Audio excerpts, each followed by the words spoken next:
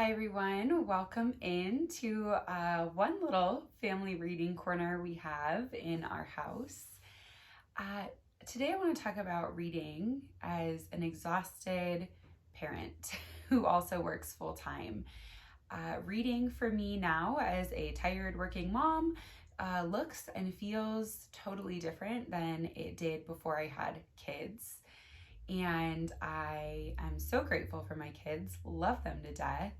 And I also just thought it would be fun to have a little bit of a chat with those of you who also have kids or who are thinking about having kids or who have kids that have grown up and we can just share some solidarity. We can share some ideas, share some thoughts. So before we jump in, I do just want to preface this with saying this is not a productivity video. This is not like how to read X number of books a year when you have children, how to read more, how to whatever. That's not really the point here. My goal is that this video will be a conversation about ways that I found to still enjoy reading as my own form of self-care, enjoyment, joy, dreaming, exploration, escapism sometimes, right? Even while in the midst of the parenting chaos that kind of just inevitably comes with having children. So if you're an exhausted parent out there looking for some solidarity, looking for maybe some ideas that might resonate with you, then you have come to the right place. You know, I just want to talk a little bit about when I'm reading, what types of things I'm reading, and then I've got a little section at the end that's just kind of about like, I guess we'll call it the tips and tricks. So in terms of when, I've got a couple very specific time frames that work for me right now. When I'm pumping at work, when I am at lunch at work, when I'm driving to work after dropping my kids off at daycare, and then after my kids go to bed and before I go to bed in the evenings. Every once in a while, nap time will work out where on the weekends, both kids are napping at the same time, but we're kind of in that weird space where the baby is still on 2 naps and the older one's on 1 nap. And of course, the older one's single nap falls in between the baby's 2 naps, right? I mean, it is what it is. It's a short time frame. This is just a season of life. So it's rare that nap time works out that way. So those other 4 times I just listed are really the main times. Pumping, lunch, drive to work, and after bedtime. If I'm lucky and I have a good audiobook going, I can also listen to that while I'm doing chores. So like washing dishes or whatever it might be. If my kids are busy playing with my husband at that time and getting some quality daddy time, then I'll use that too to listen to an audiobook if I've got one going. Similarly, if I've got a good ebook going, I will sometimes, not always, sometimes read it while I'm breastfeeding my baby at bedtime or while I'm sitting for an hour with my toddler every single night while she tries to fall asleep. So not ideal, I know. Listen, I know I should just be soaking in those moments. I should just be taking them in. They'll be gone so fast. And sometimes the plot is too good to ignore. So, you know, it is what it is. It is what it is. I will say the ideal, the like trifecta for me is amazing audiobook, during chores or while working out, ideally after the kids are already in bed so I don't then spend my evening time with them doing this instead. That's like the trifecta holy grail for me right now as a parent. Doesn't always line up that way, but you know, that would be amazing. So that's the when. That's the when of reading for me. And this is nothing groundbreaking here. I mean, like, you know your own schedule. You know when you have small pockets of time where you can fit something like this in. This is nothing crazy, but just in case it gave some ideas, that's the when of when I read. So now getting into the what, and this is where I think it's actually a little more interesting and where my habits have changed even more than the when. So hear me out, just hear me out, okay? I like to have 1 audiobook, 1 ebook, and 1 physical book going at a time, at all times. I know this is not for everyone. I know. I talked to my older sister actually, who's also a parent, recently about this. And she was like, oh my God, I would never be able to keep things straight. Maybe if it's fiction and nonfiction, but I would never ever be able to keep it straight. But just hear me out for a second, okay? I even think that doing different formats of the same book would still be hugely beneficial as a parent who's trying to find small pockets of time to read throughout the day.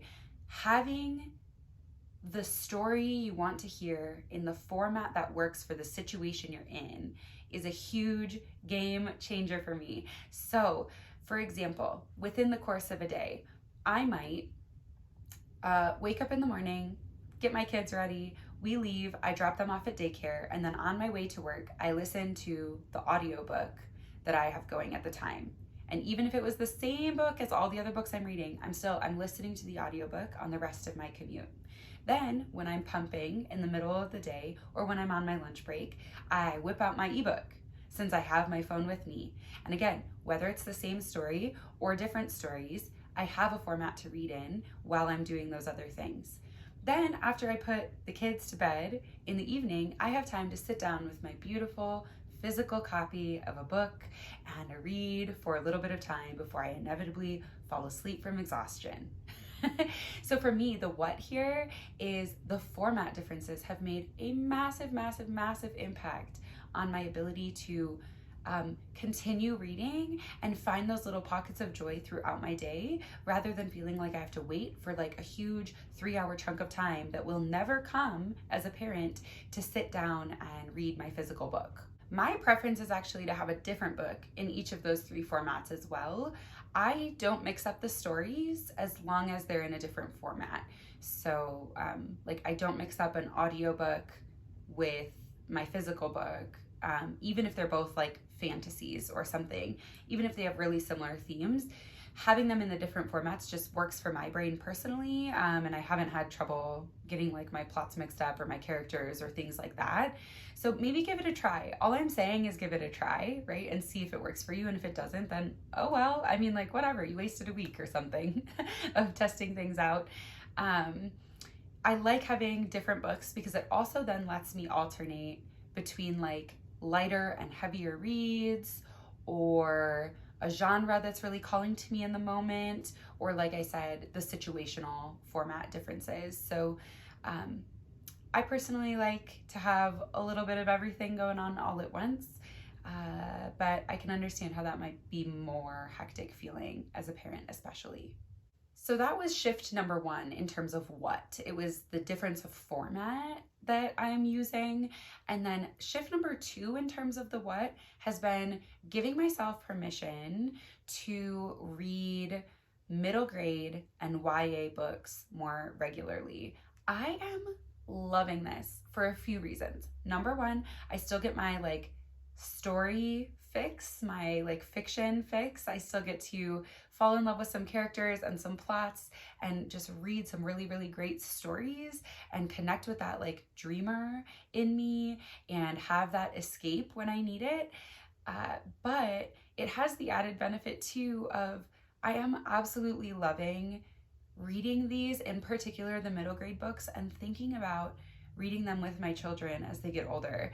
You can, it's making me emotional just thinking about that, but I just have such fond memories in my childhood of reading with my mom and my older sister in particular, and I cannot wait to share that experience with my kids. And so reading some of these middle grade books, either ones that I read as a kid or ones that are new to me, is so fun. It's so fun to think about being able to someday share them with my children as they get older. So that's just a nice little like added bonus to shifting the type of book I'm reading, the what I'm reading, over to something with a slightly lower reading level, just so there's not that mental overload, and I get that nice little boost of thinking about reading with my kids as they get older. So just give yourself permission to do whatever is going to feel the most fun. Okay? Like, why not?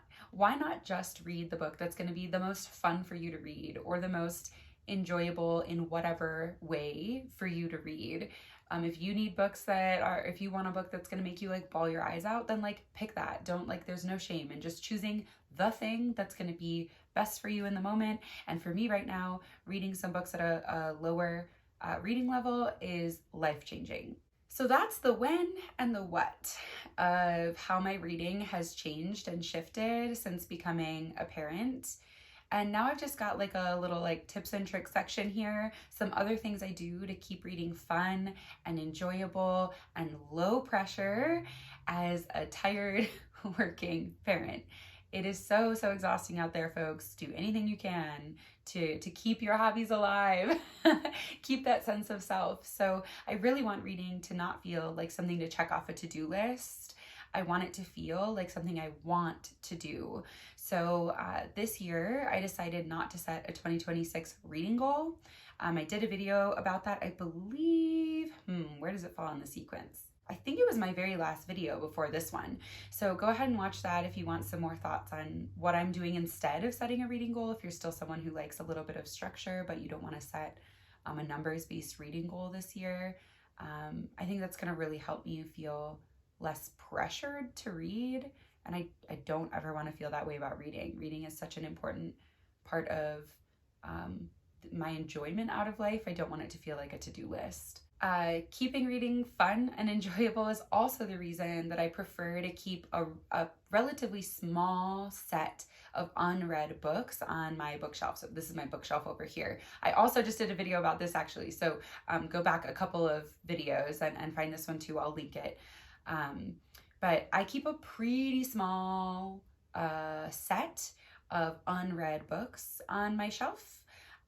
And a really small subset of books that I've already read that I actually keep. And the reason is I want the vibes there to be like calm, streamlined, uplifting, positive vibes only. I don't want to stare down a gigantic bookshelf of unread books that's going to stress me out. And again, feel more like a to-do list than feel like something I'm excited to do. So I just don't want the pressure of feeling like I have to get to those books, and I want it to be an enjoyable experience to choose one off my shelf.